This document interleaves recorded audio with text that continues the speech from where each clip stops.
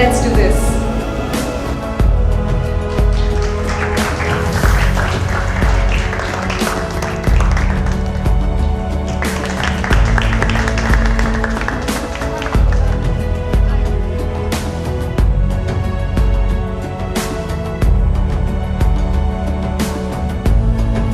Hi everyone, thank you so much for doing this. I wanted to reach out to students and talk about what they have been going throughout this pandemic and what uncertainties they have been dealing with. So the first thing that I have seen is that during this pandemic we have seen an increase in anxiety with everyone, whether it's children or adults or even our grandparents, because this was something that was not expected that would happen. Nobody even saw in their wildest dreams that we would have to deal with this kind of situation. So I would like to ask the first question, that how would you suggest us to deal with anxiety? That's a lovely question, Aavriti. The first thing we have to understand is that when we are born as human beings, we are blessed with all emotions. Emotions are like the rainbow. We can't pick and choose. We can't say that, oh, I am only going to feel happy, so I'm going to only live in a life that's yellow. Imagine how that world will look like. So we are blessed with a plethora of emotions: happiness, sadness, joy, excitement, nervousness, anxiety, jealousy, envy. Those two are separate emotions. We have all of these emotions, and the best way to live your life is to accept that these are a part of your human experience and never run away from them. Since you were discussing about this, I would like to hear from the students present here that I'm sure you must have also gone through these emotions, and I would really appreciate if you guys would like to share of how you felt that your career path would change, or the vision that you had for yourself might not be the same now after the pandemic that happened. Hi, so I had a question. I just wanted to ask that since you're a public figure and you've won so many competitions, and I just wanted to know why are you talking about mental health, and what brings you to that topic and how you connected with it? Well, thank you so much for asking that question.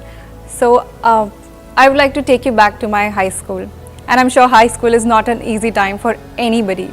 So my peers used to really bully me about the way that I looked. I used to be really skinny and I had curly hair. So they made really fun names, and they would talk behind my back, and I would get to know about it a day or later.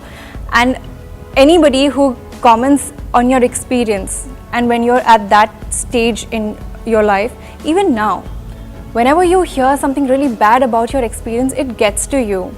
And at that time, it did get to me. It really lowered my self-esteem. And then I started educating myself on mental health and how deeply small things can impact you. I mean, if you see it, it was a small thing. Somebody had just commented on the way I look. Now you would sit there and think that, how does it matter? You could have just, looked over it, not cared about it.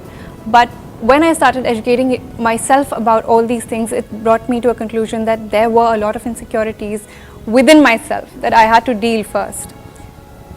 And that from there on, I learned to deal with my own anxiety, whatever troubles that I was facing, growing from that version of myself to coming here, that I'm talking about my story, and this is why I want to help all of you out there. So we don't have an expiration date to whatever is going on. Obviously medical science has done a lot, but still there's this feeling that things will never go back to the way it was. And honestly, personally, it has been challenging to deal with that, because obviously there's a fear whenever we step out of our home, that even for essential things. So how do we deal with that kind of anxiety, nervousness, that okay, if every time I'm stepping out I have a fear of infecting my parents, grandparents, stuff like that. So what do you suggest? Certain things are within my control. So this is something that even school students learn. So essentially what you do is you draw a big circle, and within that you draw a smaller circle. So what's happening inside the circle are the things that you can control. Write it down. Write down things that you can control. What are those? My thoughts, my actions, the fact that I wear double mask, or whatever. Sanitize myself. I sanitize myself. After getting back groceries, I make sure that everything is sanitized. I use a vegetable cleaner and everything to clean that. I take a shower the moment I come back from outside.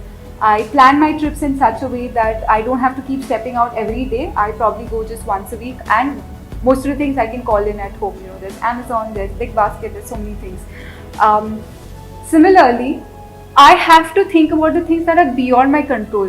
When will this event end? Will it rain today? Is it in my control?